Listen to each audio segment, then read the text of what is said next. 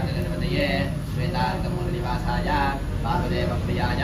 दक्षप्रजापतिरक्षकाय